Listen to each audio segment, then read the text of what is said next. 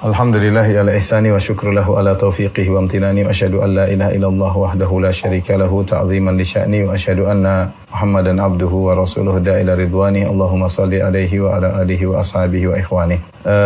Bapak-bapak, ibu-ibu, ikhwan dan akhwat yang dirahmati oleh Allah Subhanahu wa taala, tentunya tidak diragukan lagi bahwasanya kedudukan seorang di sisi Allah tergantung iman seseorang, ya. Baik di dunia, di alam barzakh maupun di akhirat. Semakin tinggi iman seseorang, maka dia semakin dekat dengan Allah Subhanahu wa taala, dia semakin dimuliakan di dunia, di alam barzakh, terlebih lagi di akhirat. Makanya Allah Subhanahu wa taala berfirman, "Innal ladzina amanu wa amilus solihati lahum jannatun tajri min tahtihal anhar." Sungguhnya orang yang beriman dan beramal saleh, bagi mereka surga-surga yang mengalir di bawahnya sungai-sungai. Oleh karenanya, seorang di dunia ini berusaha untuk menyempurnakan imannya. Dan inilah yang dilakukan oleh para sahabat, seperti yang diriwayatkan dari banyak sahabat, seperti dari Umar bin Khattab radhiyallahu anhu, beliau berkata, "Halummu nazdat imanan." Marilah kita menambah iman kita. Nazdat imanan. Marilah kita menambah iman kita, ya. Kemudian juga Ibnu Mas'ud berkata, "Ijlisu bina nazdat imanan." Marilah duduk bersama kami. Yaitu membicarakan tentang masalah iman agar iman kita bertambah. Dan demikianlah banyak diriwayatkan dari para sahabat mengajak untuk menambah keimanan. Dan di antara akidah Ahlussunnah wal Jamaah yang merupakan akidah yang penting, menyelisih akidahnya orang-orang Mu'tazilah dan orang Khawarij, yaitu al-iman yazid wa yanqus. Iman itu naik dan turun. Yazid bit ta'ah wa yanqusu bil ma'siyah. Naik dengan ketaatan dan turun dengan kemaksiatan, ya. Jadi akidah Ahlussunnah, ya, al-iman yazid wa yanqus, ya. Iman itu naik dan turun, ya. Iman adalah naik kemudian dan turun. Naik dan turun. Kemudian naik yazid bi ta'ah, naik dengan sebab naik dengan ketaatan. Kemudian wa yanqusu bil ma'siyah, turun karena maksiat. Karena maksiat, ya. Ini secara sederhana, ringkasnya, kalau ingin nambah keimanan, ya harus banyak ketaatan. Dan kalau ingin kalau ingin iman turun, ya tentu bermaksiat kepada Allah, maka iman seorang akan turun. Ini akidah Ahlussunnah wal Jamaah. Adapun dalil bahwasanya iman bertambah sangatlah banyak, ya. Seperti dalam surat Ali Imran, Allah Subhanahu wa taala berfirman, "Alladzina qala lahumun nasu innan nasa qad jama'u lakum fakhshawhum fazadahum imana wa qalu hasbunallahu wa ni'mal wakil." Ketika Rasulullah SAW ditakut-takuti oleh kaum musyrikin dengan ada yang berkata, sungguhnya Abu Jahal, Abu Sufyan dan teman-temannya kaum musyrikin akan menyerang kembali kota Madinah, maka takutlah kepada mereka. Maka kata Allah Subhanahu wa taala, fazadahum imana. Ternyata orang-orang kafir yang menakut-nakuti kaum muslimin tersebut semakin menambah keimanan para sahabat.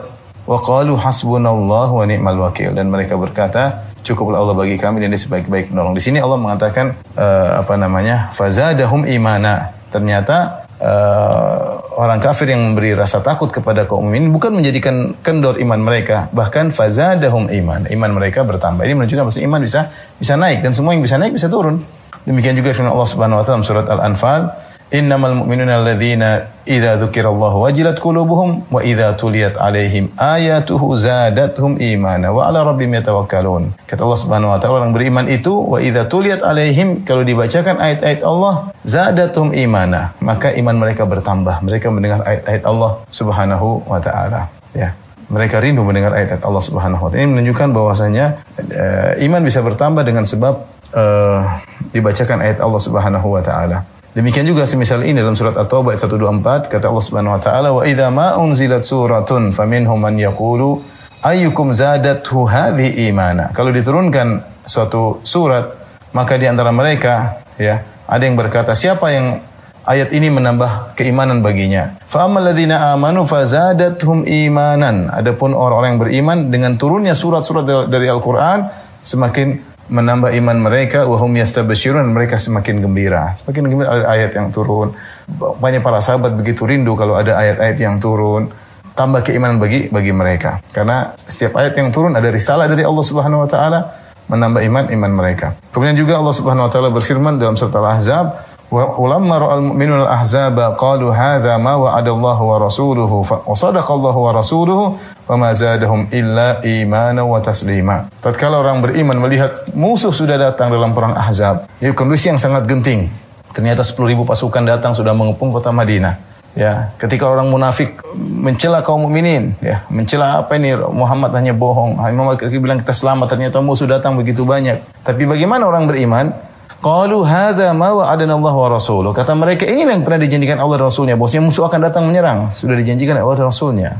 Kata Allah, wa sadaqallahu wa rasuluh wa ma zadahum illa imana wa taslima. Dan tidaklah kondisi genting tersebut kecuali semakin menambah mereka keimanan. Ya, wa ma zadahum illa imana. Semakin menambah keimanan bagi mereka, ya. Kemudian juga Allah Subhanahu wa taala berfirman dalam surat Al-Fatah, "Huwallazi anzala sakinata fi qulubil mu'minina liyazdadu imanan ma'a imanihim." Dialah Allah Subhanahu wa taala yang telah menurunkan ketenangan. Kadang Allah memberikan tambahan keimanan dengan memberikan ketenangan, ketentraman, keyakinan bagi orang beriman.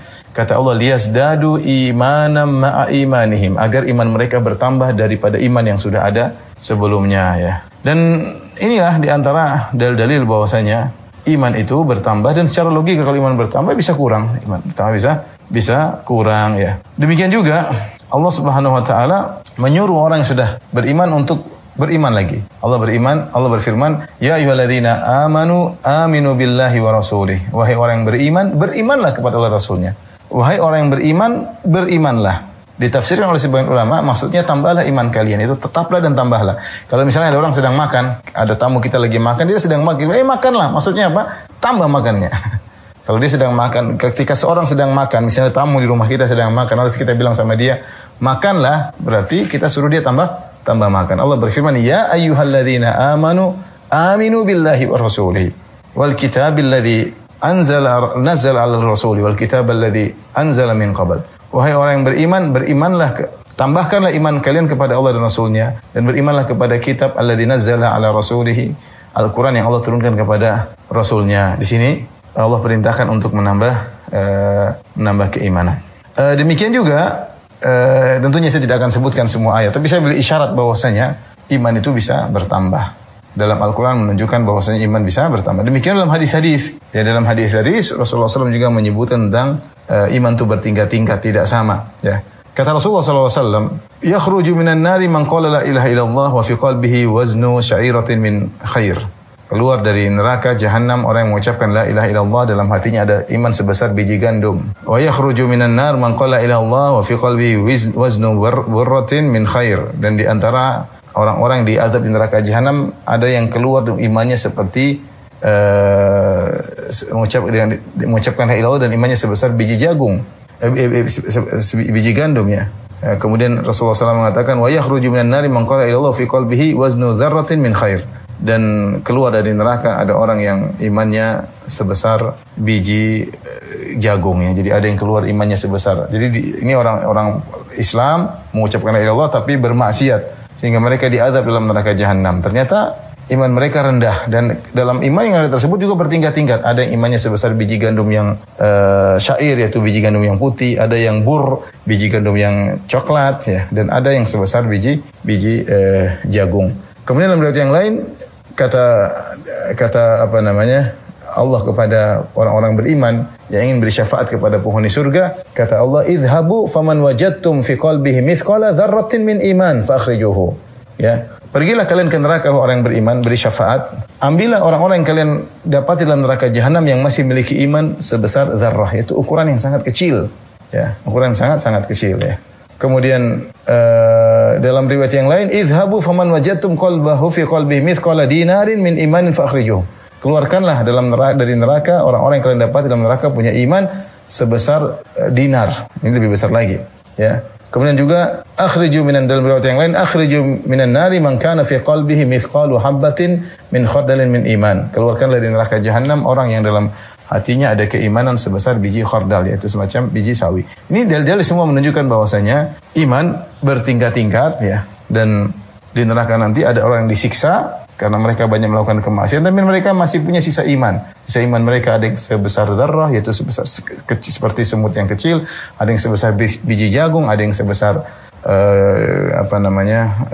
biji gandum yang putih, biji gandum yang coklat, ada sebesar sebesar keping dinar. Artinya iman yang sedikit, tapi itu pun sudah bertingkat-tingkat. Makanya Rasulullah SAW bersabda juga menunjukkan bahwa iman bisa disempurnakan. Akmalul mu'minina imanan ahsanuhum khuluqa. Orang yang paling sempurna imannya adalah yang paling baik akhlaknya, yang paling baik akhlaknya. Artinya kalau Anda ingin menambah iman Anda sampai semakin sempurna, maka hendaknya Anda memperbaiki akhlak-akhlak Anda. Taib, ini semua ikhwan dan akhwat yang hati hanya sekedar saya kasih sekilas dalil tentang bahwasanya iman itu bertambah dan juga bisa berkurang. Secara kesimpulannya, iman itu bertambah dengan ketaatan dan iman itu berkurang dengan kemaksiatan.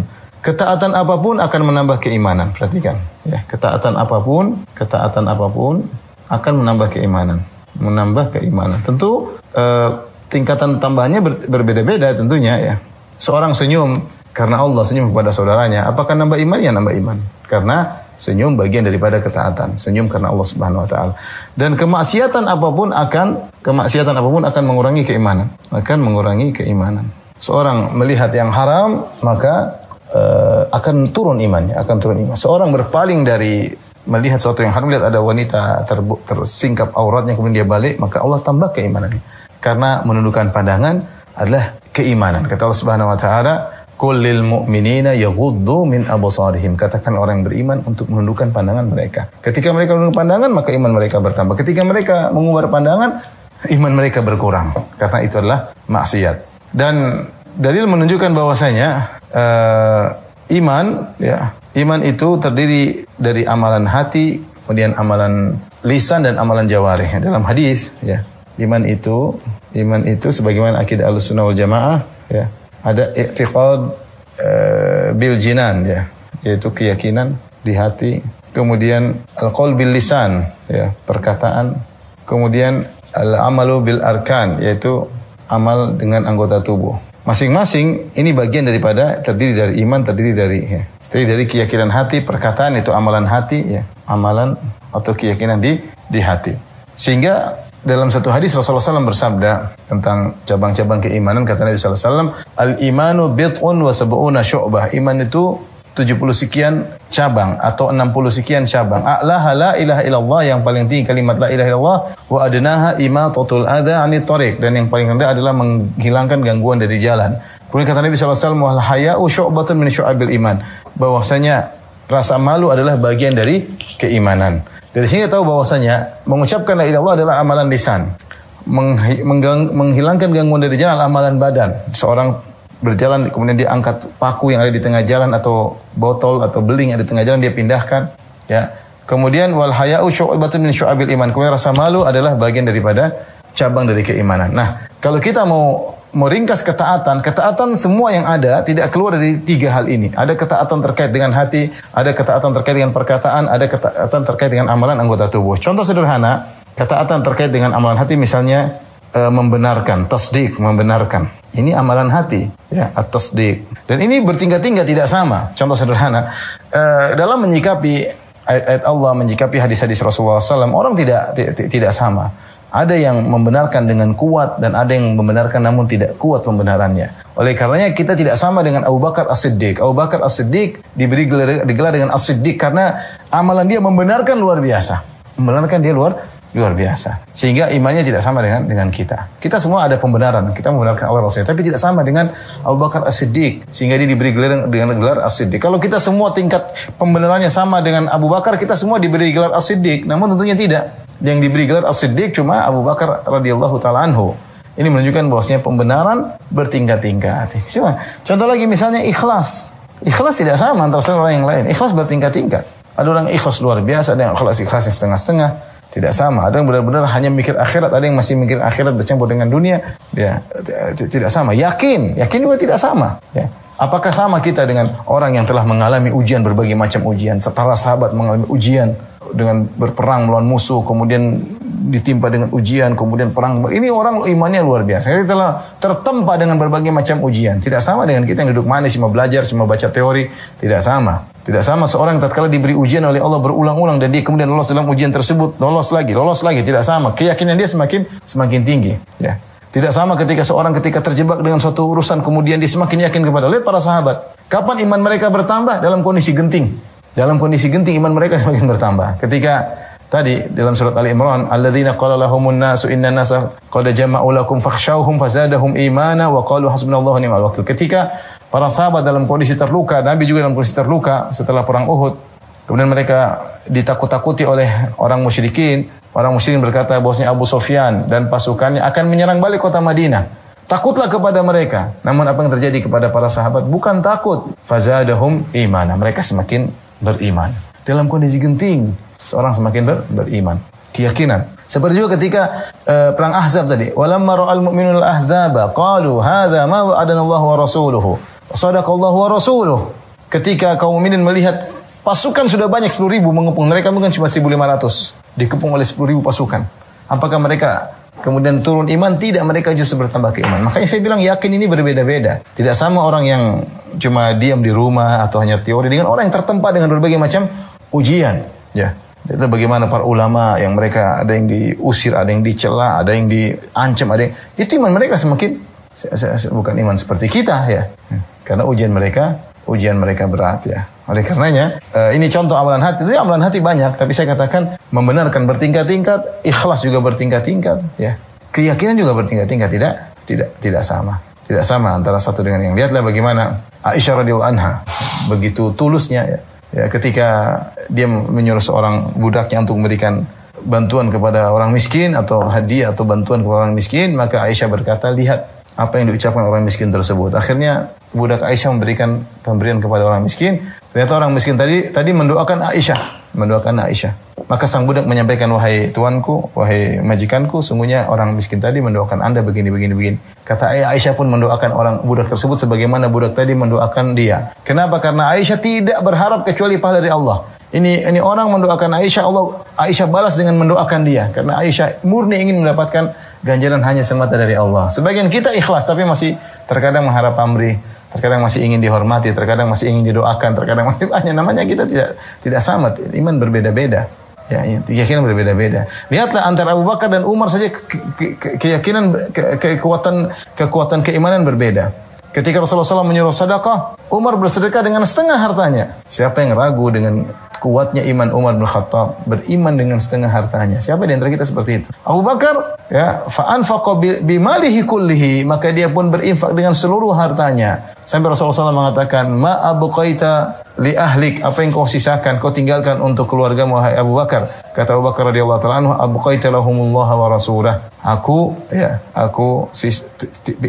tinggalkan bagi mereka Allah dan Rasulnya. Ini contoh ya, bahwasanya amalan hati ini semua kalau kita lakukan menambah keimanan. Perkataan ini seperti misalnya apa? Zikir tidak sama dengan yang lainnya. Ya. Kata Allah Subhanahu wa taala, ala bi dzikrillah tatmainnul qulub. Ketahuilah dengan berzikir mengingat Allah maka hati semakin tenang, semakin nambah keimanan, ya. Semakin nambah keimanan karena semakin tenang, semakin yakin nambah keimanan. Seperti kata Ibrahim alaihissalam ketika dia meminta kepada Allah untuk menunjukkan bagaimana penciptaan. Dia mengatakan, Rabbi arini kaifa tuhyil mauta. Ya Rabbku, tunjukkanlah kepadaku bagaimana kau menciptakan, menghidupkan yang sudah mati. Bagaimana cara kau menghidupkan yang sudah mati? Kata Allah, qala awalam tu'min, tidakkah kau beriman? Wahai Ibrahim, bahwasanya aku bisa menghidupkan yang mati. Kata Ibrahim, qala bala, aku beriman bahwasanya engkau bisa menghidupkan yang mati. Walakin liyatma'inna qalbi, tapi aku ingin lebih tentram hatiku. Maka akhirnya Allah menyuruh Nabi Ibrahim untuk mengambil burung, kemudian dipenggal-penggal, diletakkan tempat yang jauh, akhirnya bisa hidup kembali. Tapi maksudnya zikir ini diantara sarana untuk menambah keimanan. Tapi zikir yang bagaimana? Zikir yang berkualitas. Tidak semua orang mengucapkan la ilaha illallah, kemudian kualitas zikirnya sama. Tidak sama orang mengucapkan subhanallah, kualitas zikirnya sama. Tidak sama seorang astaghfirullah, kualitas zikirnya sama. Tidak sama. Ada yang istighfar, asal-asalan istighfar dengan berkualitas. Contoh sederhana, seperti zikir apa? Hasbunallah wa ni'mal wakil. Hasbunallah wa ni'mal wakil. Kita semua bisa mengucapkan kalimat ini. Cukuplah Allah dan dialah sebaik-baik tempat pertolongan, tempat kita menyerahkan urusan. Tapi apakah sama kualitas hasbunallah wa ni'mal wakil kita dengan yang lain? Lihatlah Nabi Ibrahim alaihissalam ketika dilemparkan di lautan api, dia mengatakan hasbunallah wa ni'mal wakil. Cukuplah Allah bagiku dan dia sebaik-baik tempat penolong.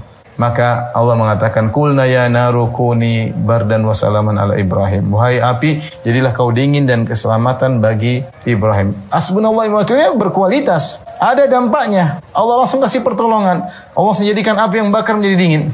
Nabi Muhammad SAW ketika dikatakan, Inna nasa qad jama'u lakum fakhshawhum. Wahai Muhammad, sungguhnya Abu Sufyan dan teman-temannya datang untuk menyerang kalian kembali. Fazadahum imana, kata Allah semakin bertambah imannya Rasulullah dan para sahabat. Wa qalu hasbunallahu wa ni'mal wakil. Mereka mengucapkan hasbunallahu wa ni'mal wakil. Cukup Allah bagi kami dan dia sebaik-baik tempat bangun. Tidak semua orang mengucapkan hal ini. Betapa banyak orang tertimpa dengan berbagai masalah yang berat, kemudian dia mengucapkan dengan penuh keyakinan zikirnya hasbunallahu wa ni'mal wakil, tapi berkualitas, maka Allah kasih solusi. Dan betapa banyak orang mengucapkan hasbunallahu wa ni'mal wakil, solusi tidak datang. Salahnya di mana? Kualitas zikir. Baca Quran, ya. Baca Al-Quran, apakah sama satu dengan yang lain? Tidak, ya. Ada orang baca Quran dengan kata sebagaimana kata Ibnu Mas'ud, khifu inda ajaibihi. Berhentilah pada keajaiban-keajaiban. Kalau baca pelan-pelan satu, nikmati. Ini apa ini? Masya Allah, ini apa sih maksudnya ayat ini? Tidak sama orang yang sekedar baca. Sama-sama dapat pahala. Sama-sama nambah keimanan. Tapi kualitas berbeda. Ya. Kualitas berbeda. Ya. Ini contoh menambah ketaatan dengan zikir. Adapun amal dengan anggota tubuh banyak ya. Seperti ya kita sebutkan tadi sholat misalnya. Ini dengan anggota tubuh misalnya. Menghilangkan gangguan dari jalan, sederhananya gangguan dari jalan, ya misalnya bayar zakat. Ini semua amalan tubuh ya, amalan tubuh. Seorang bayar zakat. Apakah sama satu orang yang bayar zakat yang satu dengan itu tuh berbeda, tidak sama. Ada yang bayar zakat dengan dada yang lapang, dia tahu bahwasanya zakat ini pahalanya besar. Dia nunggu saat-saat kapan dia bisa bayar zakat. Ada yang bayar zakat dengan terpaksa, seakan-akan bayar zakat adalah bayar pajak, seakan-akan dia merasa berat bayar zakat. Dia hitung dengan ketat. Dia tidak ingin ada satu yang kelebihan untuk dibayarin zakat. Beda-beda orang, tidak sama. Ada yang berlapang dada bayar zakat dengan penuh. Dia tahu ini pahalanya besar, dia bayar zakat. Apalagi kalau kita bicara sholat, tidak sama antara orang yang sholat satu dengan yang lainnya. Sebagaimana Ibnu Taimiyah rahimahullah mengatakan, bisa jadi dua orang sholat di saf yang pertama dengan gerakan yang sama, tetapi pahalanya beda antara langit dan bumi, satu dengan yang satunya khusyuk, satunya tidak khusyuk. Inilah maksud saya ingin menjelaskan bahwasanya iman terdiri dari amalan hati, kemudian ada ini amalan hati yang pertama, amalan hati, yang kedua perkataan, ketiga. Nah, kita bisa menambah keimanan dengan berbanyak cabang-cabang keimanan ini. Semakin banyak kita ketaatan, baik ketaatan dengan hati, ketaatan dengan perkataan, ketaatan dengan amal, maka kita bisa menambah iman kita. Sebagaimana pula iman bisa berkurang dengan maksiat yang kita lakukan. Maksiat hati, maksiat perkataan, maupun maksiat amal jawarih. Ya. Sebagaimana ada cabang-cabang keimanan, ada juga cabang-cabang kekufuran. Cabang-cabang kekufuran diantaranya maksiat kepada Allah Subhanahu wa Ta'ala. Maksiat kepada Allah Subhanahu wa Ta'ala. Nah, sekarang kita akan menyampaikan kiat-kiat untuk menambah atau sebab-sebab naik dan turunnya imannya. Ini sudah ya, sebab-sebab naiknya iman. Sudah kita jelaskan tadi secara sederhana, semakin banyak ketaatan, semakin tambah keimanan.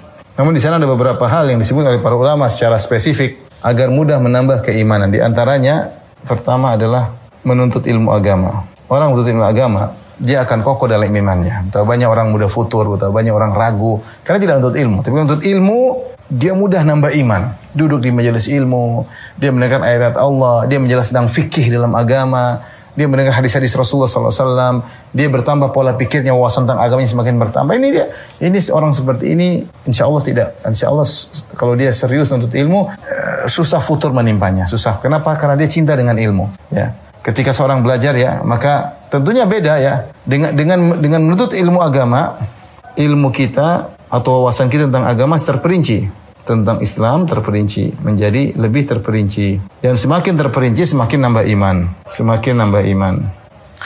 Tidak sama seorang yang mengetahui tentang malaikat, dia tahu tentang malaikat, tetapi dia tidak tahu secara detail tentang malaikat. Iman kepada malaikat, tapi kalau kita belajar, malaikat ternyata begini, nama-namanya begini, tugasnya begini, bagaimana mereka takut kepada Allah, ini nambah keimanan, tidak sama. Dan orang hanya tahu secara global ya. Dan demikian juga perkara orang belajar sholat, tidak sama antara orang belajar sholat asal sholat dengan orang yang belajar tentang rukun-rukunnya, dengan wajib-wajibnya, dengan sunnah-sunnahnya, kemudian mulai praktekkan, tidak sama. Untuk ilmu ini hal yang paling membuat orang cepat bertambah keimanan. Karena dia akan menambah wawasan tentang Islam dan ini akan menambah keimanannya. Maka ikhwan akhwat yang rahmati Allah Subhanahu wa taala, jangan ragu, nuntut ilmu adalah ibadah dan ibadah yang sangat mudah menambah keimanan. Makanya tidaklah Nabi Muhammad sallallahu alaihi wasallam oleh Allah diminta tambahan kecuali tambahan ilmu. Kata Allah Subhanahu wa taala, "Wa qur rabbi zidni ilma." Katakanlah wahai Muhammad, ya Rabbku tambahkanlah aku ilmu. Dan Nabi SAW telah bersabda, "Man salaka tariqan yaltamisu fihi ilman, sahalallahu bihi tariqan ilal jannah." Siapa yang menempuh satu jalan untuk menuntut ilmu, maka Allah mudahkan jalannya menuju surga. Allah mudahkan jalannya menuju surga. Ini menunjukkan apa? Menuntut ilmu adalah jalan termudah menuju surga. Jalan termudah menuju surga di antara menuntut ilmu. Karena setiap jalan yang kita tempuh untuk menuntut ilmu, Allah akan mudahkan jalan menuju surga. Sungguh indah menuntut ilmu. Dan Ibnu Mas'ud mengatakan ilmu khasyatullah, ilmu adalah rasa takut kepada Allah Subhanahu wa taala. Seorang belajar agama, dia akan takut kepada Allah Subhanahu wa taala. Dia akan lebih paham syariat Allah Subhanahu wa taala. Dia lebih rajin untuk beribadah, dia semakin takut untuk maksiat dengan ilmu. Jadi di antara hal yang sangat cepat menambah keimanan adalah menuntut ilmu. Yang kedua, di antara hal yang sangat cepat menambah iman adalah membaca Al-Qur'an. Terutama di zaman kita, terutama di zaman medsos ya. Di zaman medsos sekarang. Subhanallah. Hari-hari berlalu, kadang kita tidak baca Al-Quran. Semua kita baca berita tentang kriminal, berita tentang artis, berita tentang politik, berita tentang luar negeri, berita tentang dalam negeri. Semua kita baca. Berita tentang langit, angkasa luar kita baca. Berita dalam perut bumi mungkin kita baca tentang logam dan yang lainnya. Berita tentang akhirat kita tinggalkan. Ini benar bahwasanya seorang sangat mudah bertambah imannya ketika dia baca Al-Quran. Tapi baca Al-Quran saja nambah iman, apalagi dengan baca yang berkualitas, dengan berusaha memahami maknanya. Maka saya selalu menasihati kepada ikhwan dan akhwat, jangan lupa untuk belajar tafsir. Kajian-kajian tafsir banyak, alhamdulillah. Kalau ada ustaz punya kajian tafsir, ikuti, dihayati, dimaknai. Ini Allah turunkan kitab suci ini untuk kita pahami, bukan untuk kita baca-baca doang tanpa kita pahami. Kira-kira kalau ada kekasih kita, suami kita, istri kita kirim surah, kita ingin baca dengan baik, kita ulang-ulang bacanya, kita berusaha maknanya apa. Ini Rabbul Alamin, pencipta kita, ngirimkan surat-surat dalam Al-Quran untuk kita pelajari. Dan ini menambah keimanan. Sungguhnya Al-Quran adalah kitab kebahagiaan. Ya, kalau ingin bertambah keimanan, sering baca Al-Quran. Kasih target setiap hari sekian. Kalau bisa baca dalam sholat malam itu yang terbaik. Inna nasyi'atal laili hiya ashaddu wat'a wa aqwamu qila. Sungguhnya baca Al-Quran di malam hari lebih mengena. Apalagi dalam salat malam. Ya. Jadi ikhwan dan akhwat, kita enggak usah banyak teori. Kalau ingin menambah keimanan, harus ada rutinitas harian baca Al-Quran. Harus ada. Entah setengah juz, entah seperempat juz, entah berapa halaman, yang penting jangan sampai hari-hari lewat kita tidak baca Al-Quran. Sekarang kita sibuk dengan gadget, semua berita kita baca, WhatsApp kita jawab semua. Kita punya berapa grup, subhanallah. Baca berita sana, berita sini, hati semakin keras, iman semakin turun. Apalagi medsos yang kita lihat isinya maksiat. Lihat aurat wanita terbuka, lihat berita namimah, lihat berita ghibah, berita yang tidak benar, kebencian, macam-macam. Ya. Maka jangan lupa baca Al-Quran kalau bisa dengan tadabbur yang terbaik. Kata Ibnu Qayyim rahimahullahu taala, qira'atu ayatin bitafakkurin wa tafahumin khairun min qira'ati khatmatin bighairi tadabburin wa tafahumin. Membaca satu ayat saja dengan merenungkan, dengan tadabbur, lebih baik daripada menghatamkan Quran tanpa tadabbur. Menghatam Quran tanpa tadabbur. Ini fenomena yang sekarang kita bahagia di tanah air kita. Betapa banyak sekolah-sekolah tahfidzul Quran. Banyak orang hafiz Quran. Tapi sangat sedikit yang memahami isi Al-Quran. Ya, kita ingin mereka tidak berhenti pada hafal Quran saja. Ini hanyalah langkah awal. Selanjutnya adalah memahami ayat-ayat tersebut untuk dirinya pribadi dan untuk disampaikan kepada masyarakat. Ya. Oleh karenanya, Fudail bin Iyad telah memperingatkan akan hal ini. Sebagian orang hanya membatasi dirinya pada hafal Quran doang, untuk baca Quran saja. Kata Fudail bin Iyad, "Innama unzilal Qur'anu liyu'mala bih." Sungguhnya Al-Quran itu diturunkan untuk diamalkan. Fattakhadhan nasu qira'atahu amala. Maka orang hanya menjadikan mengamalkan Al-Quran adalah dengan baca saja, sudah cukup. Sibuk dengan tajwidnya. Oke, itu bagus, sarana untuk kita semangat baca Quran. Tapi bukan di situ tujuannya. Kita baca tujuannya agar kita pahami. Kita baca tujuannya agar kita bisa memahami, mentadabburi untuk kita amalkan. Ya, subhanallah, saya baru ketemu dengan beberapa seorang guru Quran dari luar negeri ya, dan dia sudah main ke rumah dan dia sudah mengajar Quran mungkin puluhan tahun. Dia bilang, saya mendapati orang hanya hafiz saja, tidak merubah perilaku orang tersebut. Ya, bahkan sebagian orang hafiz jadi kebanggaan, jadi sombong ya. Tetapi yang merubah mereka adalah ketika mereka memahami ayat-ayat tersebut. Ketika mereka memahami ayat-ayat tersebut, mereka berusaha merenungkan, mereka mentadabbur. Itu yang merubah akhlak seseorang. Ketika Al-Quran tersebut dipelajari, bukan cuma dibaca doang. Maka saya ingatkan di antara hal yang sangat mudah menambah keimanan langsung naik cepat adalah ketika kita baca Al-Quran dengan tadabbur, dengan tafakkur, dengan berusaha memahami maknanya. Kemudian yang ketiga, di antara hal yang cepat menambah keimanan adalah mempelajari nama-nama Allah. Nama-nama dan sifat-sifat Allah. Ini subhanallah. Saya bicara kenyataan ya. Saya ketika ngajar banyak kajian. Di antara kajian yang paling saya suka adalah kajian tafsir dan kajian Asmaul Husna. Namun dua kajian itulah yang orang sangat jarang nonton, jarang penontonnya. Padahal kalau kita kajian tentang Asmaul Husna, tentang nama-nama sifatnya, menambah iman dengan cepat. Karena kita sedang beribadah kepada Tuhan yang kita ingin berusaha mengenalnya. Kita ingin tahu Al-Halim maknanya apa, Al-Ghafur maknanya apa, Al-Ghalib maknanya apa, Al-Jabbar maknanya apa. Mungkin saya tanya, mungkin belum ada yang tahu ya.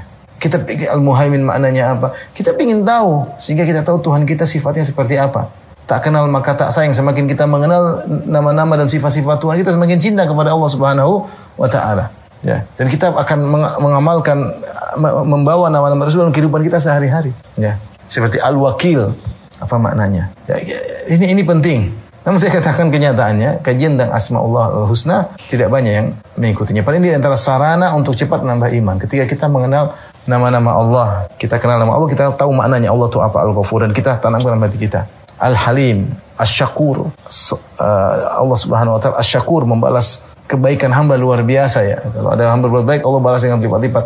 Dan banyak nama-nama Allah yang kalau kita pelajari akan menambah iman kita dengan begitu cepat. Kemudian yang keempat, di antara hal yang mampu segera menambah keimanan adalah membaca sirah Nabi dan para salaf. Kalau kita baca tentang kisah Nabi SAW, ya, akan termotivasi kita bagaimana sabarnya Nabi. Kita semakin cinta sama Rasulullah SAW. Kita tahu bahwasanya sosok ini sosok luar biasa. Ini mukjizat tersendiri. Sirah Nabi adalah mukjizat tersendiri. Siapa yang belajar dia, siapa yang pelajari sirah kata Ibn Hazm, dia pasti masuk Islam. Kata sirah Nabi luar biasa. Bagaimana Allah mendesain kehidupan Rasulullah SAW dengan sempurna berbagai macam kondisi. Yang kita nanti kemudian hari bisa menganalogikan kondisi kita dengan kondisi Nabi SAW. Contoh saja sederhana. Bagaimana kondisi Nabi terhadap musuh-musuhnya, terhadap non-muslim, terhadap orang kafir. Ternyata Allah mendesain, subhanallah, kondisi Nabi dengan orang kafir bermacam-macam. Di Mekah, bagaimana kondisi Nabi ketika diintimidasi dalam kondisi lemah. Orang kafir menyiksa para sahabat, Nabi dihina, Nabi diganggu ya. Ya ada, bagaimana kondisi ketika kaum muslimin lemah di tengah orang kafir. Kondisi ini kita butuhkan, betapa banyak kita minoritas orang Islam terzalimi, terintimidasi dalam satu negara non-muslim yang besar. Bagaimana sikap yang seharusnya misalnya. Kemudian Allah juga menjadikan kondisi Nabi ketika Nabi SAW harus berperang dengan orang non-muslim. Ada perang Badar, perang. Dalam peperangan tersebut berbagai macam juga kondisi. Terkadang bisa bertahan, terkadang bisa menyerang. Subhanallah. Allah meng-create sejarah Nabi luar biasa. Demikian juga ternyata ada namanya perjanjian Al-Hudaybiyah. Ternyata Nabi SAW juga bisa berdamai dengan non-muslim. Terjadi gencatan senjata selama 10 tahun sehingga mereka berinteraksi. Luar biasa, ada kondisi seperti itu. Ini terhadap semua non-muslim. Kemudian juga ternyata Allah mendesain Nabi SAW ternyata di Madinah. Rasulullah SAW bertetangga dengan orang Yahudi. Bani Qainuqa, Bani Nadhir, dan Bani Quraidah. Namun semuanya berkhianat sehingga mereka terusir dari kota Madinah. Jadi kadang Nabi kaum muslimin terintimidasi, terkadang bertetangga dengan non-muslim, terkadang perang dengan non-muslim, terkadang berdamai. Ini yang bikin, ini Allah yang bikin. Jadi sirah Nabi luar biasa. Ini saya bicara tentang mungkin tidak terbetik dalam benak kita bagaimana sikap kaum muslim terhadap non-muslim. Ternyata Allah sudah mengkrit sirah Nabi, sejarah Nabi dengan sedemikian rupa. Sehingga banyak faedah yang bisa kita ambilkan. Kita ambil dari sirah Nabi. Kemudian kalau kita baca sejarah para salaf, kita akan merasa diri kita kerdil. Lihat bagaimana ibadah mereka luar biasa, iman mereka luar biasa, perjuangan mereka luar biasa, sabar mereka luar biasa. Kita baca Nabi, para sahabat, para salaf. Ini semua kalau kita baca, nambah keimanan. Ya, maka saya sampaikan kepada ikhwan, jangan lupa kalau ada waktu baca sir. Baca dengan dinikmati. Ya, bukannya sekedar bacaan penengan tertidur, tapi kita nikmati bagaimana perjuangan Rasulullah SAW. Kemudian di antara bertambah iman adalah mempelajari kesempurnaan Islam, kesempurnaan dan keindahan Islam. Ini penting ikhwan, penting sekali. Ketika seorang belajar tentang sempurnanya Islam bagaimana sempurna dari sisi muamalah dijelaskan dengan sempurna, akidah dijelaskan dengan sempurna, bagaimana pribadi seorang, bagaimana interaksi seorang dengan orang lain, sampai lengkap, sampai ada masalah, bagaimana kalau terjadi kriminal, hukum-hukum yang berlaku, lengkap semua Islam, lengkap. Dan ada ini saya punya kajian khusus tentang kesempurnaan Islam. Silakan lihat di YouTube. Menambah iman kita semakin yakin dengan Islam. Ini agama bukan karangan makhluk. Ini agama benar-benar dari Rabbul Alamin. Syariatnya benar-benar sempurna. Ya. Syariat semua sempurna. Ini menambah iman kita. Kemudian bagaimana mengajarkan tauhid, mengajarkan keikhlasan, hanya beribadah kepada Rabb pencipta alam semesta. Ketika kita baca, kemudian kita compare dengan agama-agama lain, subhanallah, tambah keimanan, menambah kokoh iman kita, semakin yakin. Ini belajar tentang kesempurnaan Islam, belajar tentang indahnya agama Islam, tentang tauhidnya, tentang akhlaknya, tentang agama Islam, agama komprehensif. Saya sebutkan tentang sempurnanya Islam dalam banyak sisi, bisa dilihat nanti di YouTube bagi yang ada waktu untuk menontonnya. Kemudian di antaranya yang keenam, cara mudah untuk menambah keimanan adalah dengan bertafakkur tentang agungnya alam semesta. Subhanallah. Kata Allah, inna fi khalqis samawati wal ardi wa ikhtilafil laili wan nahar la ayatil liulil albab. Sungguh penciptaan langit dan bumi, pergantian siang dan malam, ada tanda-tanda kebesaran Allah bagi orang yang cerdas. Renungkan langit dengan begitu. Ya. Afala yanzuruna ilal ibili kaifa khuliqat wa ilas sama'i kaifa rufi'at wa il jibali kaifa nusibat. Tidak akan mereka lihat bagaimana unta diciptakan, bagaimana langit ditinggikan, bagaimana gunung ditanam. Subhanallah. Kita renungkan siapa pencipta, kreator alam semesta yang luar biasa. Langit. Ada kajian saya tentang langit. Bisa dilihat langit yang begitu luas, tanpa ada tiang. Kita nggak tahu mana ujung, mana pangkalnya. Isinya berat, ada matahari, ada rembulan, ada bintang-bintang. Siapa yang bisa bikin seperti ini? Renungkan matahari terbit selalu pada orbitnya, terbit pada waktunya, terbenam pada waktunya. Jaraknya tidak berubah, konstan, panasnya konstan, luar biasa. Siapa yang bisa ngatur ini? Semua. Kita renungkan, berlihat di langit luar biasa dengan keindahannya luar biasa. Allah jadikan wa bin najmi hum yahtadun, dengan bintang-bintang seorang bisa mengetahui arah, luar biasa. Rembulan dengan indahnya diisi dengan bintang-bintang, rasi-rasi bintangnya. Langit pertama, langit kedua, langit ketiga, langit ketujuh. Allahu Akbar. Nambah keimanan. Ma ajmalas sama, betapa indah langit. Seorang kalau renungkan, tambah keimanan agungnya. Belum bicara tentang bumi, bicara tentang isi bumi, luar biasa ya. Indahnya sang pencipta. Indahnya sang pencipta. Dan apa kita kadang-kadang keluar tadabbur alam, kata orang istilahnya. Tafakkur. Ya, kita jalan-jalan tapi sekalian kita niatkan ya. Sekalian kita niatkan ya. Berenang, lihat ikan-ikan yang indah, subhanallah, berwarna-warni. Siapa yang ciptakan ini semua? Luar biasa. Wa fi anfusikum afala tubsirun. Tidaklah pada diri kalian lihat. Lihatlah pada diri kalian bagaimana organ pernapasan, bagaimana organ peredaran darah, bagaimana organ mata penglihatan, bagaimana pendengaran. Siapa yang ciptakan begitu indahnya, seperti begitu itqan, begitu profesional. Ini semua ini menambah keimanan, Ini sangat penting. Saya katakan terutama di zaman sekarang munculnya orang-orang ateis ya. Ini di antara bantahan terhadap mereka bagaimana ini semua tidak, Rabbana ma khalaqta hadza batila. Ya Rabb, tidak mungkin kau cipta ini semua tanpa ada tujuan, hanya sekedar main-main, enggak mungkin. Kau ciptakan keindahan alam ini pasti ada tujuannya. Ini pasti ada kreatornya, tidak mungkin alam terjadi dengan sendirinya. Ini penting dan ini sangat mudah menambah keimanan. Kemudian di antara hal yang mudah untuk menambah keimanan adalah perhatian terhadap amalan hati. Perhatikan hati kita, jangan biarkan hati kita bergerak dengan seenaknya. Ya. Perhatikan keikhlasan kita, perhatikan keimanan kita, keyakinan kita, perhatikan ya. Kita jangan melakukan sesuatu, ingat saya ini karena Allah atau bukan ya.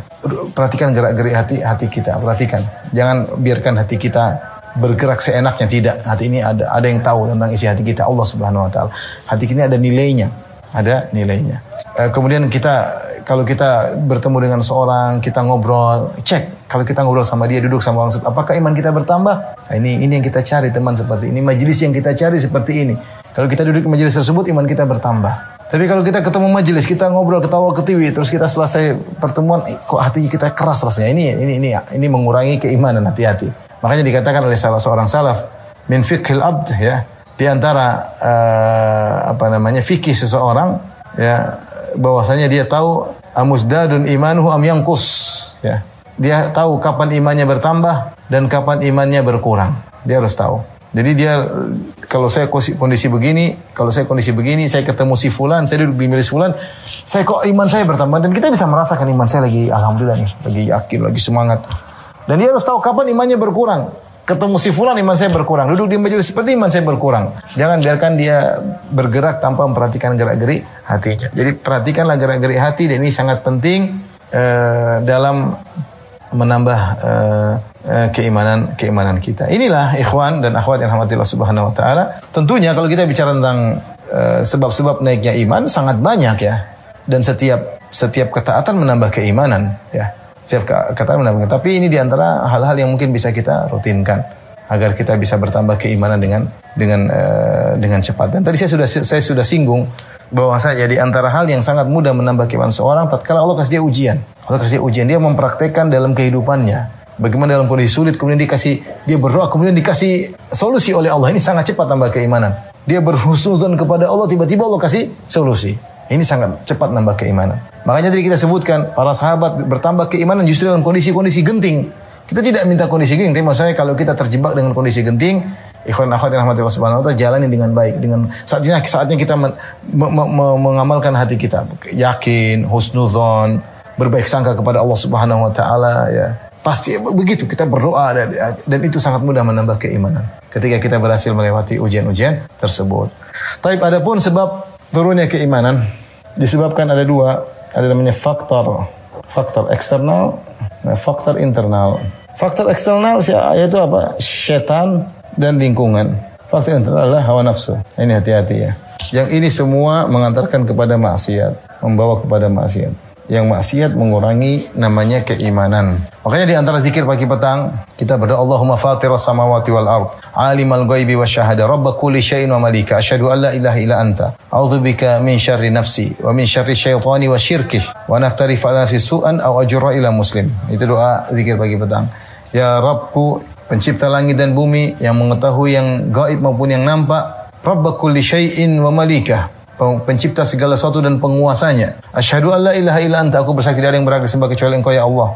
A'udzubika min syarri nafsi, aku berlindung kepada Engkau dari keburukan jiwaku. Jiwa ini punya keburukan.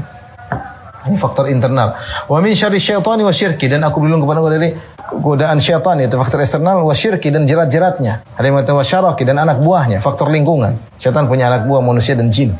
Ya. Wa naqtarif al nafsi su'an au jara ila muslim, atau aku melakukan perbuatan buruk untuk diriku dan atau aku membawanya kepada muslim yang lain. Ini faktor eksternal sangat, ini semua bisa membuat seorang terjerumus dalam kemaksiatan ya.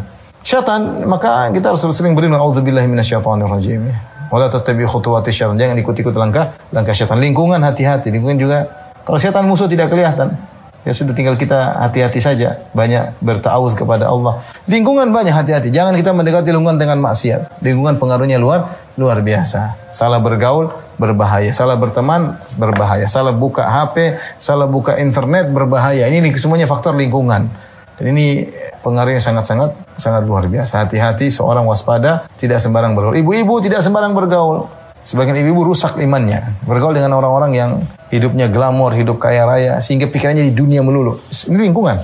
Tadinya dia rajin baca Quran, tadinya mungkin dia menangis terunyuh kalau sholat, kalau berdoa nangis. Sekarang udah ketemu teman yang kaya raya, lupa. Pikirannya ke mall, pikirannya beli bergaya. Kalau sudah beli barang baru, ingin menunjukkan kepada kawan-kawannya, sudah pola hidupnya berubah. Imannya langsung turun drastis, subhanallah. Kalau punya uang beli barang mahal, udah barang mahal sombong, imannya langsung terjun bebas. Salah bergaul, hati-hati. Faktor eksternal ini bukan sepele, salah bergaul. Cari teman-teman yang baik, yang nambah keimanan. Kalau kita lihat dia, kita ingat akhir.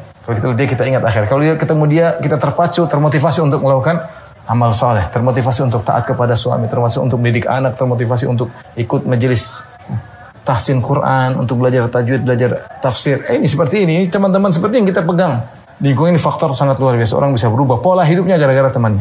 Ya, baik yang baik maupun yang buruk. Kemudian hawa nafsu. Innan nafsa la ammaratun bisu. Kata Allah, innan nafsa la ammaratun bisu. La ammaratun bisu illa man rahimah rabbi. Sungguhnya jiwa itu memerintah kepada keburukan, menyeru kepada keburukan.